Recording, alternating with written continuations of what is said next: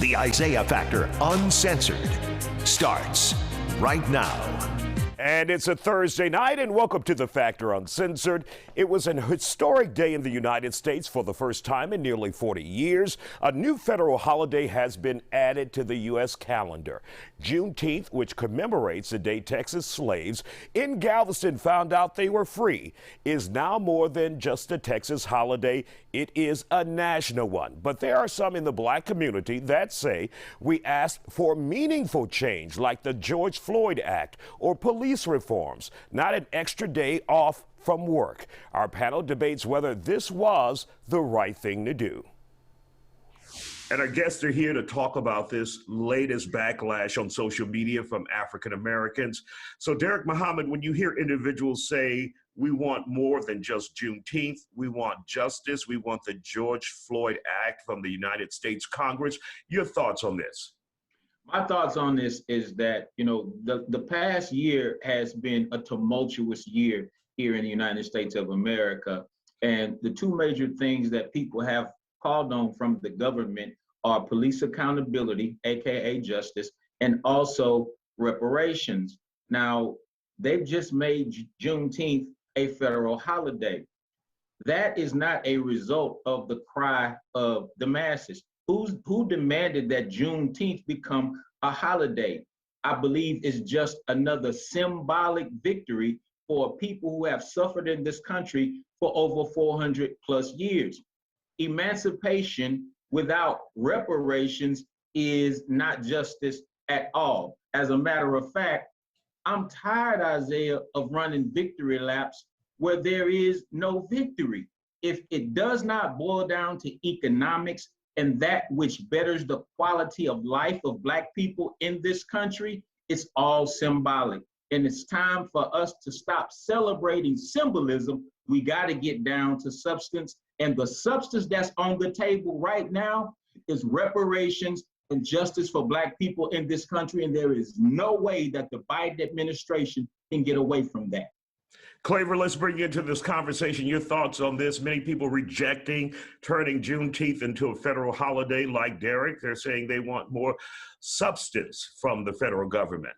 I think that this holiday and this action, this super bipartisan action by the United States Congress needs to be celebrated.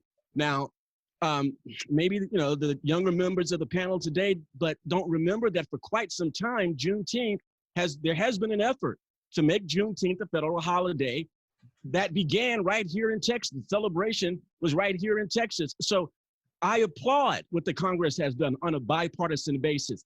Now, let me make 2 points. First, Isaiah, number one, if the Congress had failed to pass this Juneteenth federal holiday, all those on the left would have been crying foul and saying this was evidence that the United States of America is systemically racist.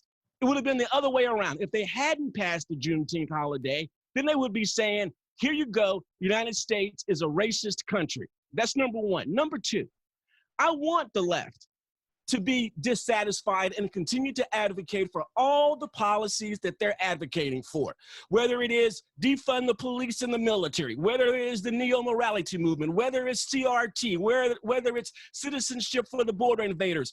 Go right ahead. Now, why do I want them to continue to advocate for that and have a sounding board, a platform? Because since the year 1828, the mascot of the Democrat Party has been the jackass. And all of their policies and all of their initiatives are jackassonine. And come 2022, the GOP is going to kick some jackass if they keep putting out these crazy ideological activities and initiatives for the public. The United States public in general don't agree with these things, and it's going to be political suicide for them. So go right ahead with your dissatisfaction. All right, Ashton Woods, your thoughts on this and this situation? Claver is saying, damn if you do, damn if you don't with the Black community. Well, here's the thing. People keep acting like this is the responsibility of the Black community to show up and do the work of the people we elected to do the work, first and foremost. They're elected employees. This should have been happened. Now, it is a symbolic gesture, and I respect it and honor it because of the older people like the 90-year-old woman here from Texas who was pushing for it as well. But I would say as a millennial, it doesn't matter to me because that's not going to stop Black people from getting murdered. When I got the right to get married as a gay person, that's not going to stop me from being a Black man. I woke up Black. I still can get shot by a police officer or racially profiled by somebody or Becky in the park for smoking a cigarette or having a barbecue. So the reality is that we need substance. And what that means is we need to start at home.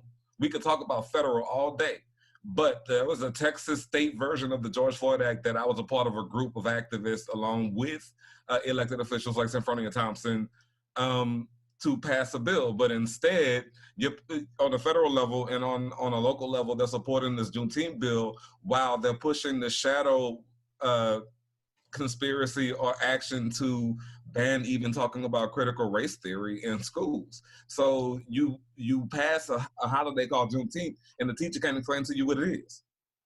How dangerous is that? So we have to worry about things that affect us directly. Oliver Brown, let's bring you into this conversation. Your thoughts on the direction that some in the African-American community are taking this issue.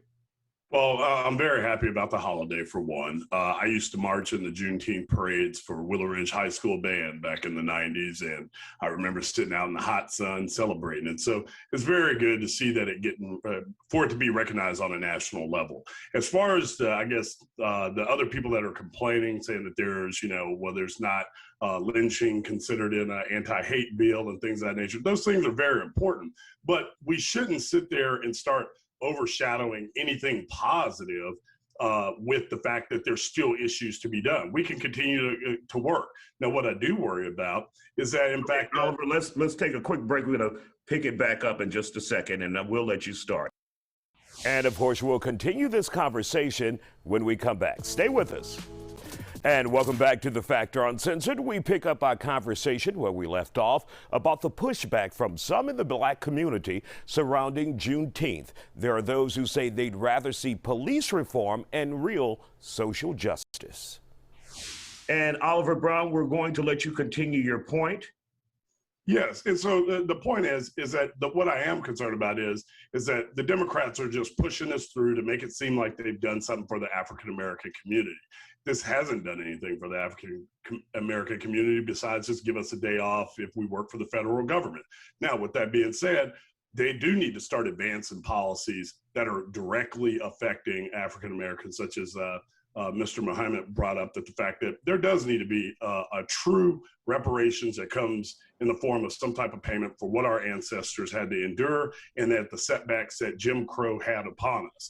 Now, that doesn't mean, though, that we have to crap on them for giving recognition for a holiday, but there does need to be a lot more substance to what our political leaders are doing, because what's happening now is that, I continue to say this, Black people are nothing more than the mascot for the Democrat Party. Every time they want to push through and get some type of white liberal elected, what do? They put poor little Black kids up there and say, we're going to help them. And then they get in office and they do absolutely nothing. So thank you for the holiday, but I need them to get to work on some real substantive issues.